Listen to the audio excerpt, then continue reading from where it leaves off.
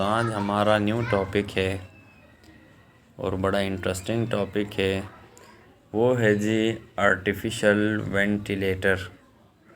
तो अब आपके दिमाग में आ रहा होगा कि आर्टिफिशियल वेंटिलेटर क्या है। तो पहले याद रखिएगा आर्टिफिशियल किसे कहते हैं। आर्टिफिशियल ऐसी चीज़ें होती हैं स्टूडेंट्स, याद रखिएगा, जो मैन मेड हैं, जो अल्लाह ने नहीं बनाई, जो इंसानों ने बनाई, वो आर्टिफिशियल में आएंगी वेंटिलेटर। अब वेंटिलेटर क्या है ये देखते हैं। तो याद रखिएगा, a machine that works like lungs, ये एक ऐसी मशीन है, यहाँ पे आप देख सकते हैं, जो लंग्स का काम करेगी।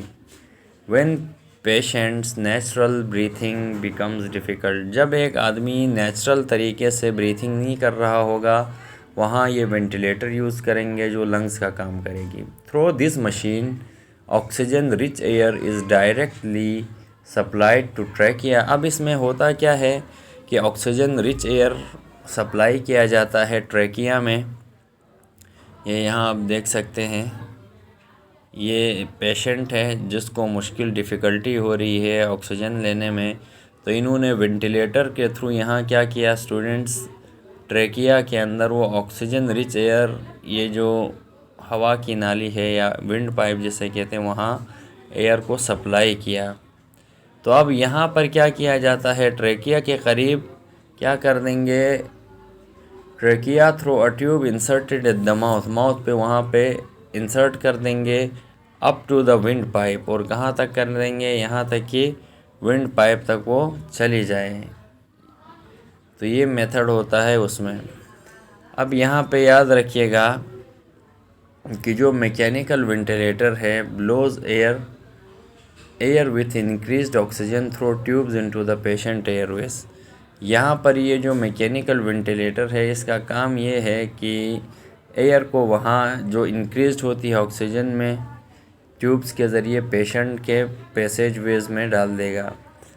फिर यहाँ उसको ये जो नर्स है वो वक्फे से देखती रहेगी पेशेंट को।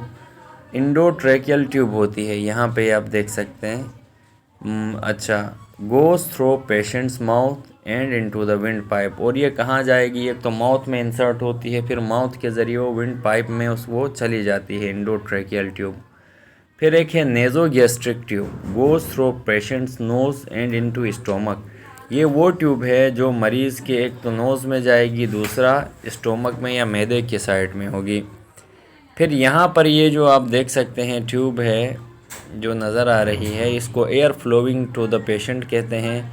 यहाँ ह्यूमिडिफायर होता है जो मॉइस्ट या एयर को वार्म कर देता है, एक्सहेल एयर फ्लोइंग।